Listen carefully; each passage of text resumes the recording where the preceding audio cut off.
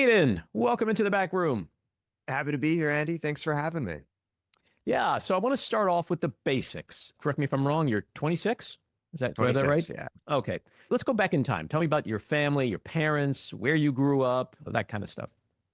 Yeah, so I grew up in Arlington, Virginia, which is the missing part of the square that used to be Washington, D.C. Virginia took back hmm a little piece of it at some point. And so I grew up there. My parents were I'm sure diplomats. Trump will be taking that back soon. Yeah, he'll be reclaiming it. Yeah, It's yeah. it's more room for extra ballrooms, or a triumphal arch is the latest thing. Exactly. They have like Right. some That's where the pop-up Trump arch might be. Yeah. Arc over de in Trump. Okay. Virginia. Yeah. Yeah. But so my parents were diplomats, so I lived some of Oh, my wow. childhood in Yemen and Syria, and then the rest of it in the DC area. And I went to college, Portland, Oregon, to read college, studied English, really fascinated by literature and poetry and history. And I thought, I'd love to like pursue a career looking at this stuff. But then I sort of one day I was looking at my phone and I was looking at some memes on Instagram, and I was sort of like, kind of the same thing that I'm studying in class. Kind of it's a folk art tradition, but there's this same thing going on where there's certain forms and people are pressing against them, and there's talking about sort of the deep issues that matter to people, the things that people are confused about, things people are trying to figure out. And so from there, I got really into like digital culture. And then after college, I worked for a little bit at a media archaeology lab on like really early 90s, All 2000s right, you're stuff. going too fast. You left Yeah. out Columbia. You left out your amazing thesis on the distracted boyfriend meme. I want to ask you about that for a second. But let's go back just a little bit. What kind of kid were you when you were like 8 or 9? Were you sitting there with your gadgets, or were you out playing football? What were you doing? I wasn't a gadget kid. Wasn't really a football kid either. I was always like more of like a English class kid, history kid. hmm Virginia, there's a lot of Civil War battlefields, so my parents had to take my brother and I to all those. We sort of loved that stuff. And I wasn't like unpopular in school, but I definitely liked to sort of make up my made up worlds. And I was the kind of kid that was like, writing like a little novel or something, when I was 10, and like it was a little like hmm fantasy story and all that kind of I stuff. somehow like see you like 8 years old sitting in the back of a Starbucks with a French beret reading Kerouac. Am It I wasn't close? quite that deep, though I was unbearable in some of those ways for sure. I got into Sherlock Holmes when I was like 9 or 10, and I just loved it. So I had a Uh, big book of Sherlock Holmes stories from the library that I'd read. Um, uh-huh. And so tell me about Columbia and the thesis, the distracted boyfriend. I'm sure everyone knows what that is at this point. Is the guy walking down the street with the girl, and the guy turns around, looks at another girl, and it's 8 billion different memes created from that. Yeah, so I was working at Know Your Meme kind of out of college, and it occurred to me that, this is like the only historical archive that's there for the memes and stuff. So I was kind of like, I want to study, how you run an archive, how you really deal with those kinds of documents, how you contextualize them.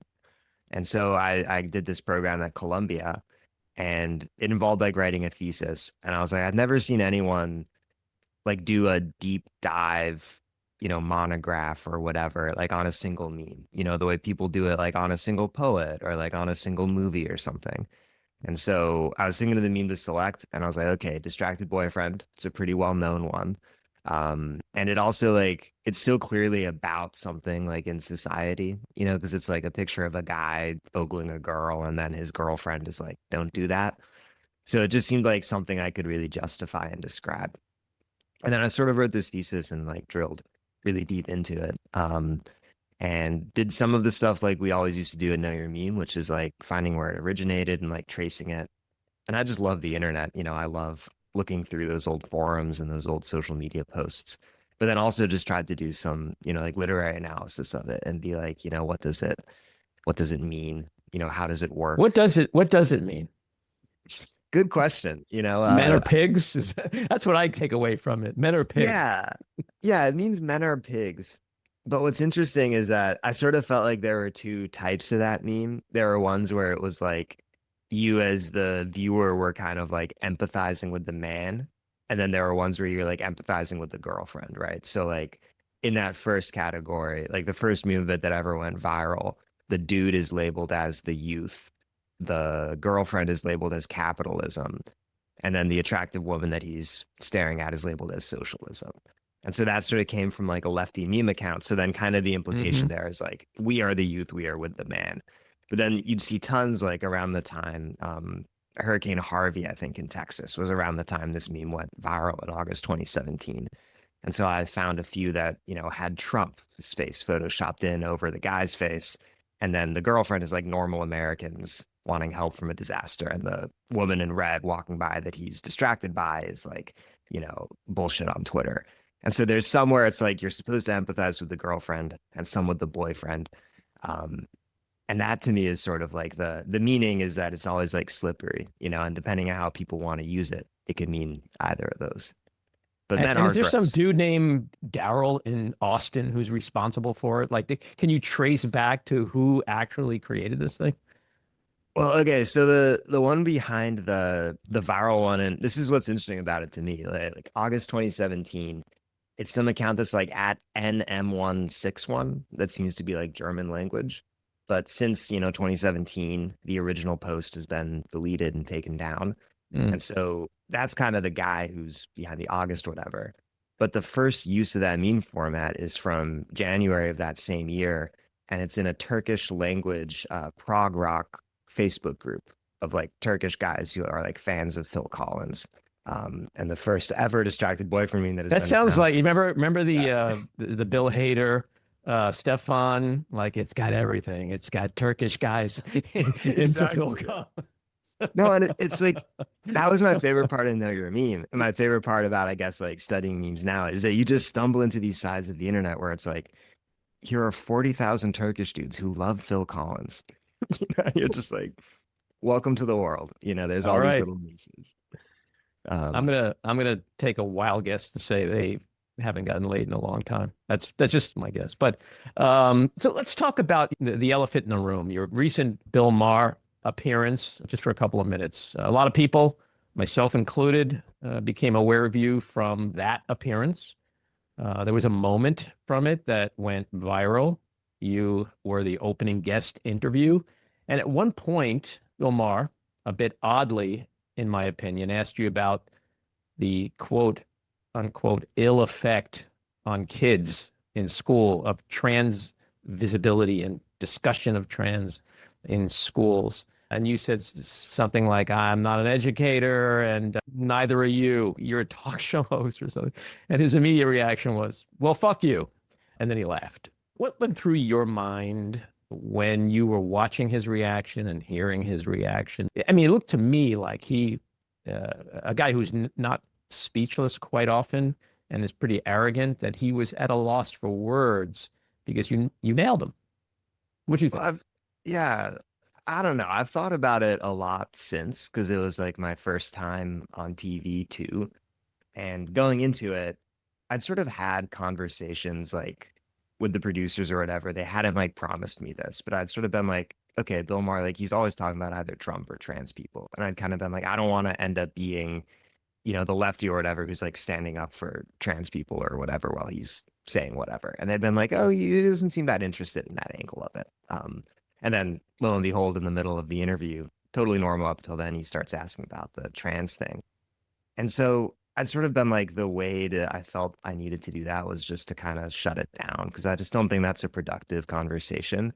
I don't think it is not like an area of expertise of mine. And like, of course, I like with my generation and where I grew up, it was like very normal for me to like know and hang out with trans people. And so for me, Mm-hmm. that whole political conversation of like, oh, the schools are being indoctrinated or whatever, like it's just not factually true. And then also it's like these are like normal chill people to me. Like I bet for him or a lot of people, there's sort of this like news abstraction, and they're kind of Sure. prejudiced in some ways, I guess. But so I just kind of wanted to shut it down.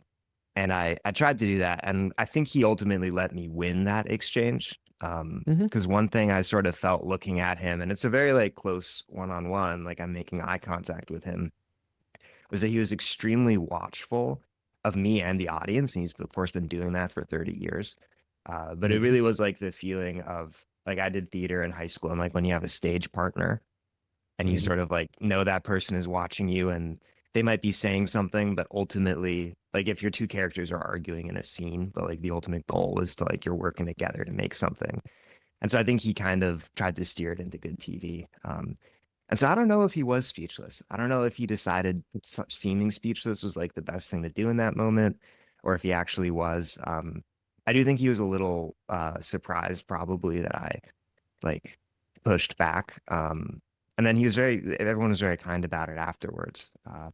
But yeah, I don't know. It's interesting. Like so much of our era is like so and so owns so and so, or like these sort of gladiatorial whatevers, and in a little bit of a way, that's like the TV genre. And I think on like social media, people do that, Well, but it's not quite the as thing is, as you said before, like certain subjects today are a minefield.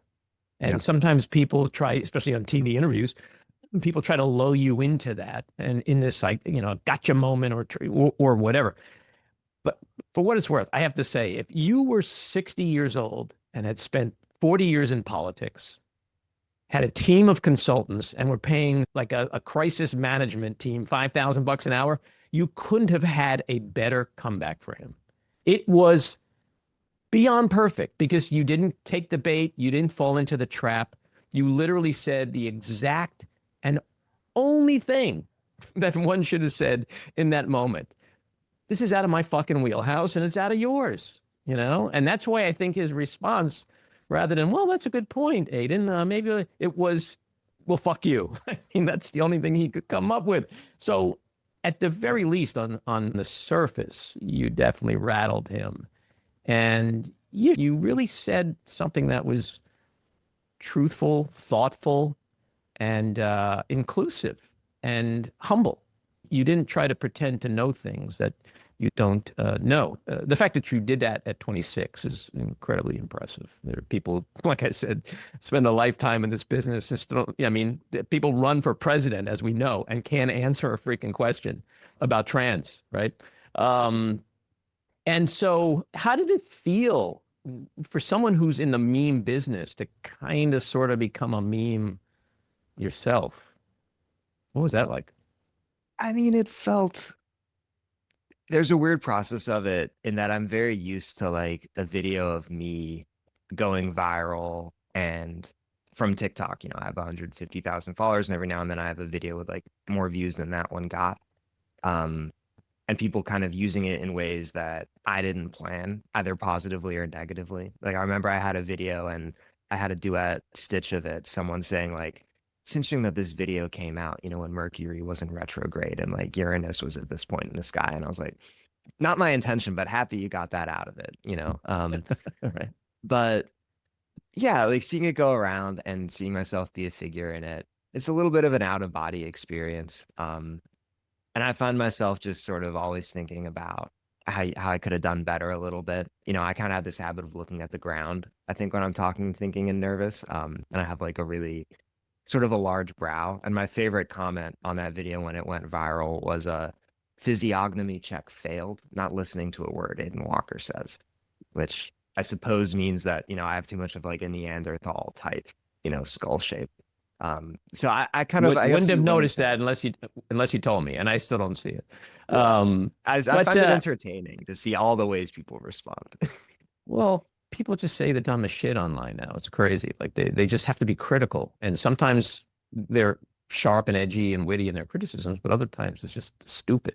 He gave you the perfect compliment too, in a way. He said, I have people on this show a lot older than you, and you really held yourself. And so I think he was generous and gracious in that regard. He knew that he had been bested and he took it in good spirit. He was a good sport. But do you think, because when I watched it, I was like, here's this 26-year-old kid. And I've got a almost 22-year-old daughter. I've got other children in their 30s. So to me, everybody's a kid. But here's this 26-year-old kid. Here's Bill Maher, who's a master at this. But it kind of presented this clear generational divide, like this language barrier. Like he so perfectly symbolized for me what us older people are clueless about on a lot of these issues. And that was fascinating to me. Did you see it that way? Did you see like, wow, this is it. These are the cultural distinctions right here. I did see it that way. And that was what made it really interesting and also really hard. And that's part of what I respect about him, finding Mm-hmm. me and inviting me on and having the conversation. And I think he wanted me to succeed, which I really thank him for. Mm-hmm. Um, but yeah, it always surprises me sort of what the gaps are. And I have to say, like, my impression, like seeing the set, seeing the audience, like first time ever on TV or whatever, is it just felt like very strange and foreign to me as well. And the other thing that really struck me was like, I mean, they like fly you out and you stay in a hotel and there's like a incidental for like your meals or whatever. But then you also see the number of people getting paid and salaried to be there. And it's crazy how much money there is in TV compared to Mm-hmm. like social media. I can get a million view video, which probably I don't know how many people see an episode of real time, but like and maybe in the podcast world you feel this too, right? That you'll reach a lot of people and then TikTok will give me like $300 for a million view video, which like I'm happy with. I have other Right. ways. I do other gigs and most creators do as well. But you sort of see how like entrenched and like how much of a world it really is. But like for a creator, you're so siloed, and sometimes you DM Right. someone and meet them and there's whatever. So that really struck me.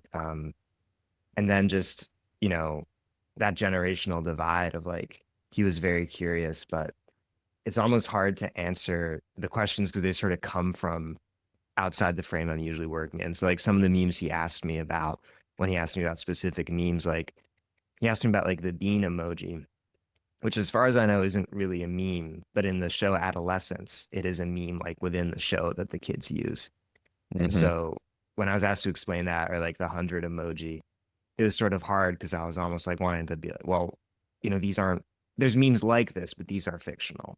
Like there's this Right. sort of Right. that many people are still engaging with like the media presentation of the topic rather than the topic itself. And like, I Mm. guess if I have the opportunity and like the the privilege of being someone who can come and like have these good conversations and expose people to it, then like I'm really happy to do it and thankful for the chance.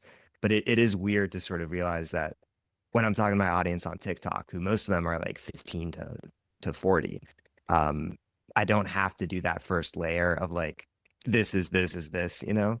They just kind of are on the wavelength. And it's really interesting and challenging. And I hope I get it right, that like process of translation, And kind of garbled those thoughts. it conjures up the memories of when Congress had its hearings a while back on TikTok and Meta, and like you listen to these geezers, like these people like Chuck Grassley, and he's Yeah. like TikTok. What is TikTok? Like it's comical. It really can be comical, and so it's not surprising that he kind of conflated certain things. But you said on that show that you're old enough to run for Congress, but you won't.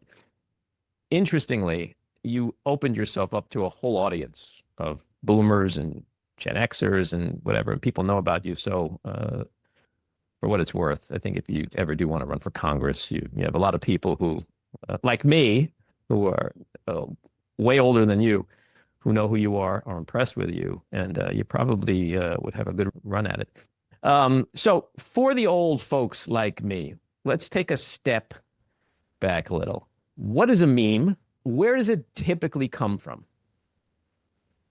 Right. So a meme to me is it's an online trend, and typically you have two pieces to it. The first piece is shared by everybody and widely, spread, reposted. The second piece is individually generated. And kind of every person can take this thing, this image that everybody shares, and put their own little piece on it. So like with distracted boyfriend, the collectively shared part is that picture, and then the individual part is the text that people put on like So with the let's TikTok just even go dance. back Yeah. for the know nothings like me. Let's say I'm on TikTok. I see the distracted boyfriend meme. It's got some text up there. So you through the app you can get rid of that text and just add your own. Sometimes through the app, like it depends on the platform. So like Snapchat lets you do a lot of that stuff. TikTok Mm-hmm. has a few like video editing features, but often it's an outside software. So like at the beginning in like 2000s, 2010s would be like MS Paint, Photoshop. Now with TikTok, they have a whole like editing app attached called CapCut that lets you, lets a 13-year-old do crazy editing tricks on their phone. I already need a drink. But yeah, yeah. So Yeah, they I'm kind already of done. bake in, ways Not for gonna you do to, memes. yeah, like take an image and modify it. And that's the thing people sleep on actually, is everyone's like, oh, TikTok, it's the algorithm. And it's like, yeah, but it's also CapCut that they invented something around the pandemic, like 2019, 2020. They let every 13-year-old, have like a video editing software that's like about as good as like Premiere or something, but Hmm. it's on your phone, it's free. Of course, it's collecting tons of data on you, but it just kind of allowed people to pretty seamlessly go off and create these things. They'd see, like you're saying, they'd see a meme on TikTok, and then you Right. could just go open up the same thing in CapCut, But in modify all it, seriousness, whatever. it seems like there's some degree of experience one needs or aptitude or just an enjoyment of the process. Like it doesn't sound like the average 60-year-old is going to want to sit down and create memes because it's not as user friendly, perhaps, as someone putting up their spaghetti dinner on Facebook or, you know, posting a photo of their dog on Instagram. It requires some, which you might think is really simple, but it's kind of not, right? So it's not Yeah. yet like it hasn't reached critical mass yet in terms of its impact as a real communications tool because it still seems limited to younger people or those who are more technologically oriented. Yeah, yeah, it still seems limited. There is like that technical side of it. Like, Hmm. how do you get the file here, there, edit it, so on and so forth. And like, I mean, one of the things that I was saying, like CapCut, the innovation is it made it a lot easier than it was before TikTok to edit short Hmm. videos. But the other side of it is like knowing like the tradition and the lore and stuff, like knowing what's funny, knowing kind of like how the history is developed and how you could like take something that was popular in 2022 and post it today and people will laugh at it because they remember, or kind of just keeping abreast of these different viral conversations that are popping off. So I do think it is like pretty complicated, and maybe one of the reasons why it feels easy to young people is like, there's all these reports like people are on TikTok like 5 hours a day, like they're getting in the reps. Like you do anything 5 hours a day, you're going to get pretty fluent in it. And so I think it does take some amount of like immersion and exposure. But I do think it's like such a diverse, field because literally everybody's on the internet, right? That there's always going to be, you know, like meme communities that work for all types of different people. And so Yeah, if I you mean, wanted I to get do. into it, I think you'd Well, I do find it. political TikTok videos, short little videos, but it's really just very static. Me talking. I add some music and a header. But when I look through other videos, I see things happening, and I'm like constantly saying to myself, like, how do they do that? How are they doing that? And it's like, whatever. So I don't have the time or the patience to like, I certainly don't have 5 hours a day to play on TikTok, but like, it's just not something at this stage in my life I'm going to do. But I would imagine it's a hell of a lot of fun to do it. It is, yeah. And I never thought I'd like get into video editing, but I honestly kind of learned on CapCut for like my own content. Hmm. And then, you just like download these effects and stuff and you just put them over into the time bar. And it's really fun to experiment. And I think a lot of it's really the slept upon story. I think as social media influencers, like we think they're talented because they're good dancers or they're pretty or they have such relatable personalities. But a It's lot of the editing. time it's editing. It's Yeah, editing. And they do a new kind of sure. like Emma Chamberlain, best editor of the 21st century. Yeah, And no, just I totally get that. I mean, I look at these things from the perspective of editing, and it really is very impressive. yeah, it's hard for me because I like, it's like it takes multiple skills. Like you have to present it, I have to research what I'm talking about, I have to edit it. And to me, like editing is like the one that's most foreign to me and the one that I'm sort of weakest Hmm, on. And so interesting. I always like want to do more creative stuff with it. And I see other creators who are like really using editing to like highlight a point they're making. And I mean, my field is like, I'm just sort of like talking about stuff too, not doing anything too like sophisticated. But So let's talk about that. Walk us through what a meme researcher does. yeah, so I know your meme that used to be, and I don't work there anymore, but like you'd sort of figure out where meme originated. So a lot of like internet Hmm. sleuthing, going through broken links, pages, whatever. and then kind of figuring out, okay, so what was kind of the first viral post after this meme existed? You know, did a celebrity repost it and make it bigger? What's kind of the narrative there? And tracing that. And then on my own TikTok, I'll film videos where, some meme starts to go viral. And I do that research process. So I find like where it came from, sort of the story of how more and more people started to see it, where it got seen. Distracted Boyfriend was in that Turkish, prog rock Phil Collins community, like all these different routes that it takes through the internet. And then I sort of describe that. And then, I mean, my master's from Columbia is in history and literature. So I've, I guess, like learned some like theoretical approaches to like look at art and be like, what does it mean about society? And then I just kind of like take those and put them on sort of the meme story that I've made. So like I think the reason Bill Maher had me on his show is that I made one of those videos about the memes on the bullet casing that Tyler Robinson used on Charlie Kirk. And sort of was like, okay, this comes from the furry subculture, and kind of went, through that kind of history and process. So it's really fun, but in a way I almost see like what I'm doing as like I have friends who, kept on school and they're like studying, newspapers in the 1800s and like how, tabloid stories became popular. Then I'm like, I'm just doing the same thing, but with memes. Well, it's interesting because it's how young people are communicating today. We look at the past and we think about civil rights protests, and Vietnam War, and other things that young people were very much involved in, traditional protesting and signs and whatever, But this is a very powerful medium. And I think a lot of older people don't really understand that this is how young people communicate. And it is a very effective medium in business, in politics. I mean, Donald Trump got on TikTok and, the rest is kind of history, as we say. Yeah. But I think that's really, when you look into the future, 5 years from now, 10 years from now, where do you see this kind of meme language and style of communication having the greatest impact? That's a great question. I think why it works so well for people is that it's so interactive. So it's hard to like say what a meme means because everybody gets to use it. There's this piece that we all share, and then there's this little piece that you put on, the image that everyone uses, the text that I want to put on. And then when you're consuming memes, you're often not just like looking at it as if it's a cartoon, you're looking at someone else looking at it. You're reading the comments talking about it. You're reading the way that somebody took this meme format you've already seen elsewhere and put their own spin on it. And then you're saying, do I agree with that spin? And so there's like a really rich conversation going on around and through it. And I see that impact continuing to be felt because, it's a tradition that gets older every day now. It's like there's memes that are 2 decades old that are still popular today. But if you were to ask me like where it would go in 5 years, I think that AI really like is revolutionizing it in ways that are both, good and bad and really complicated.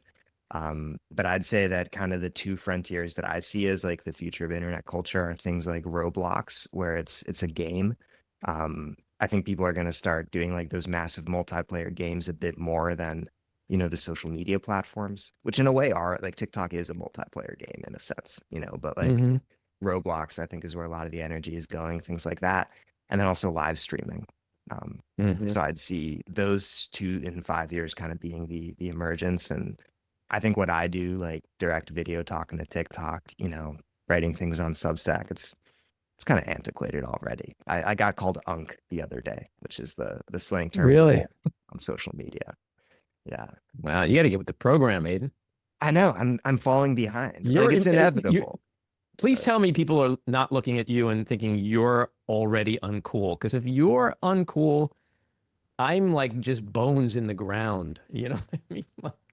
I mean, they're Like, ruthless out there. Like the comment that always sticks in my mind was I made one of these videos analyzing a meme, and the comment was maybe memes maybe memes are just supposed to be funny, Unk. Now that got me.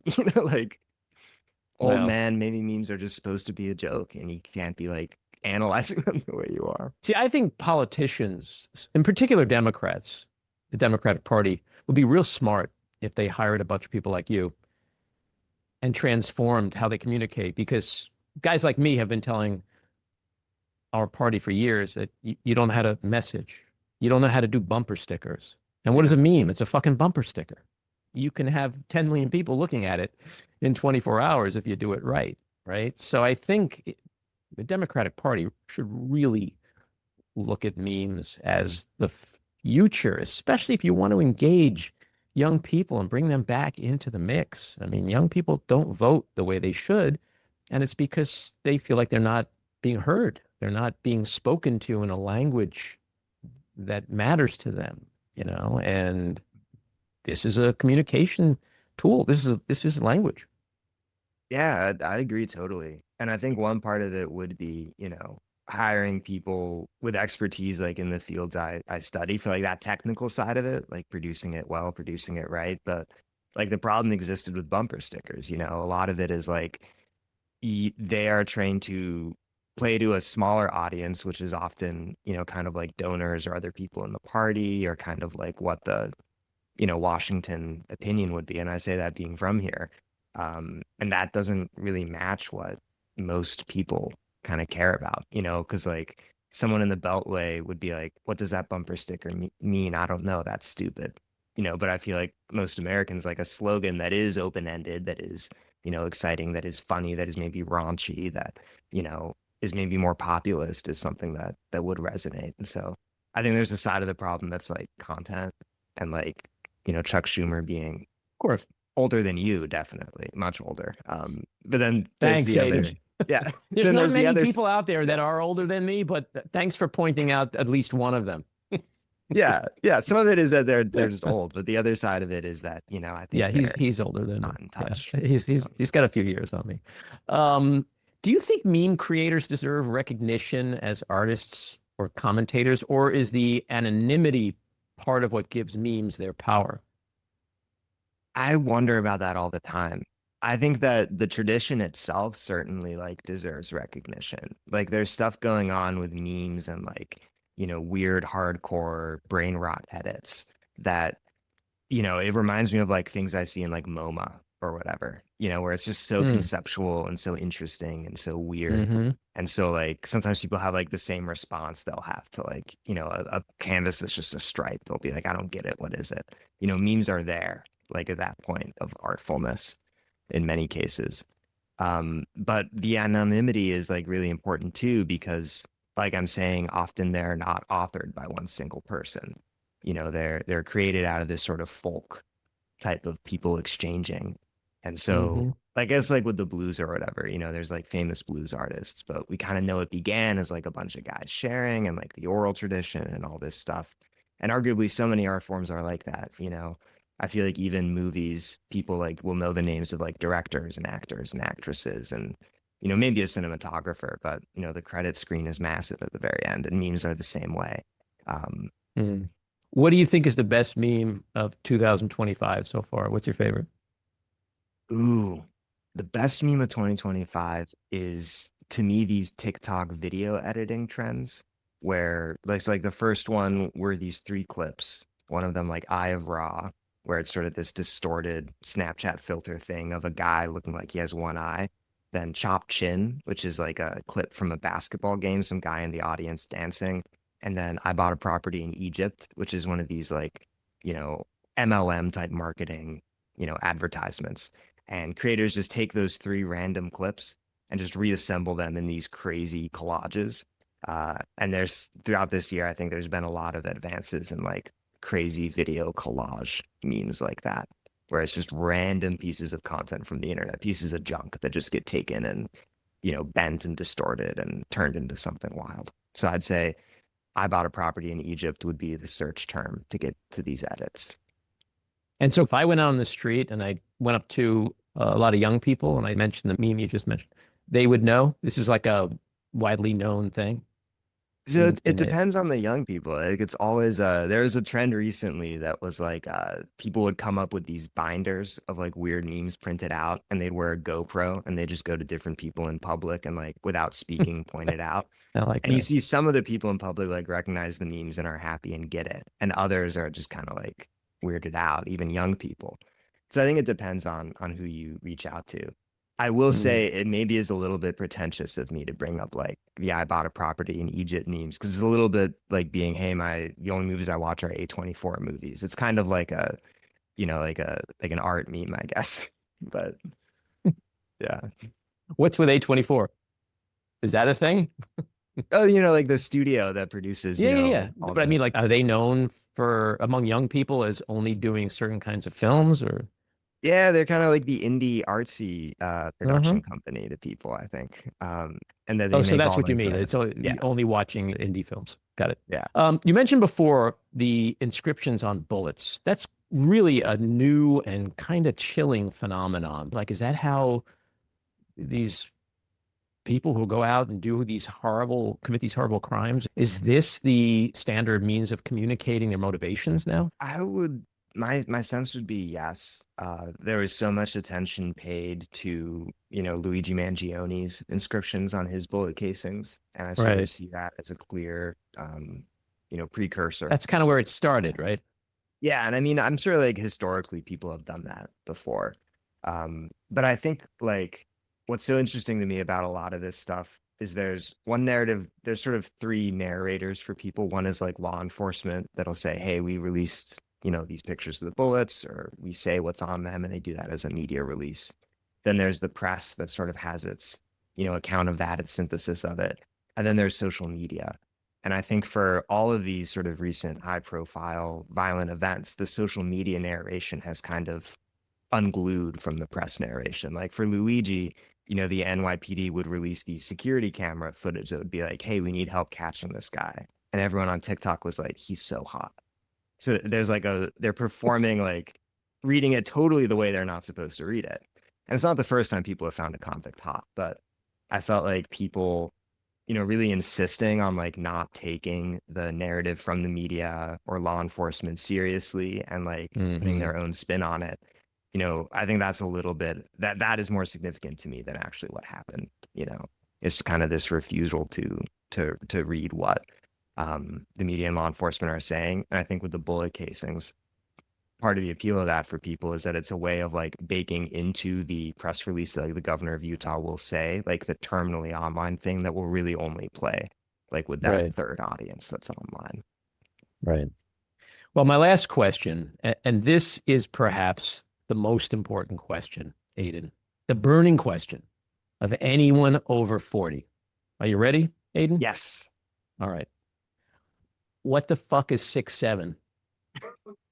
6'7". It's it's empty. That's kind of the point of it. Like this is what I mean by in a way it's like one of those crazy works of art you see at the museum and you're like it's a shoe.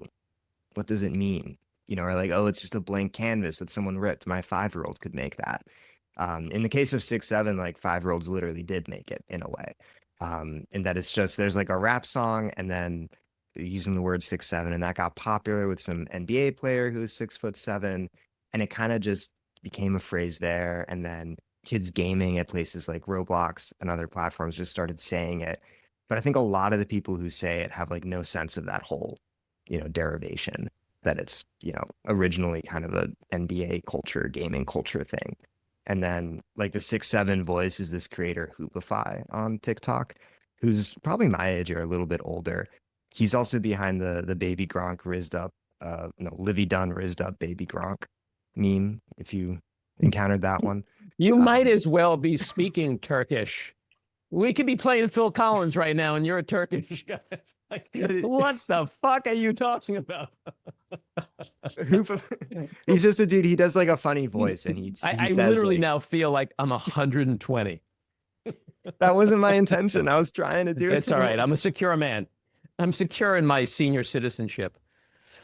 It's an honored Wow. position, but the point is 6'7" means nothing, and so the fact that it's gotten this popular while meaning nothing is kind of the joke. Would be my Yeah. Well, is it? Well, I was going to ask you. Is part of the appeal is that it makes people like me crazy, walking around going, "What the fuck is this? What is it?" And parents are like, "Is your kid doing it?" Yeah, my kid's like, "What do they? What does it mean?" Like, is that part of the? Is that part of the get? Like to just drive older people crazy? I think that's half the get. Yeah, to drive older people or anyone who doesn't know it crazy. But then once you do know it, then you're able to go like 6, 7, and you're like in on it, and you get to make other people crazy like that. So See, if I did that's why it, kids my love it. daughter would be like, Dad, shut up. Okay. Just don't do that in public, please. Quite possibly, yeah. But parents say that to their kids as well, and they keep doing it in public. That's true. Aiden, this has been a lot of fun. You're a very impressive young man with a bright future ahead of yourself. I hope you'll come back and talk with us again. I'd love to. Thanks so much for having me, and hope you have a good rest of your day. You too. Take care.